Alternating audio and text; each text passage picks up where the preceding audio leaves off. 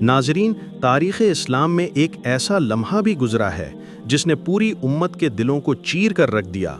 وہ وقت جب امیر المومنین، دنیا کے سب سے منصف حکمران، حضرت عمر فاروق رضی اللہ عنہ مسجد میں فجر کی نماز پڑھا رہے تھے اور ایک شخص نے پیچھے سے حملہ کر کے ایسا زخم دیا کہ پوری دنیا کی تاریخ کا رخ بدل گیا۔ آخر وہ شخص کون تھا؟ اس نے ایسا قدم کیوں اٹھایا؟ آئیے اس سچائی کو جانتے ہیں۔ اصل نام فیروز ایک مجوسی النسل غلام تھا جو جنگ کے بعد مدینہ لایا گیا۔ اس کا تعلق ایران سے تھا اور وہ لہار اور کاریگر کے طور پر کام کرتا تھا۔ اسے مغیرہ بن شعبہ رضی اللہ عنہ نے اپنے پاس رکھا ہوا تھا اور وہ روزانہ ان سے ٹیکس یعنی خراج ادا کرتا تھا، جو غلاموں کے لیے عام بات تھی۔ مگر فیروز اس ٹیکس سے سخت ناراض تھا۔ اس نے حضرت عمر رضی اللہ عنہ کے پاس شکایت پیش کی، مگر آپ نے عدل کے مطابق فیصلہ دیا کہ جو خراج مقرر ہے وہ ٹھیک ہے۔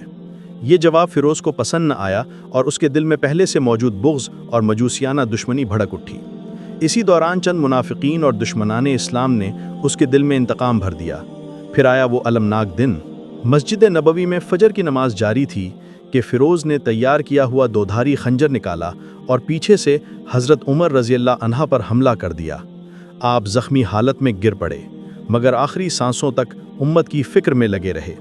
دوسری طرف فیروز نے پکڑے جانے کے خوف سے خود کو بھی ختم کر لیا۔ یوں ایک مجوسی غلام کی نفرت نے اسلام کے عظیم حکمران کو شہید کر دیا۔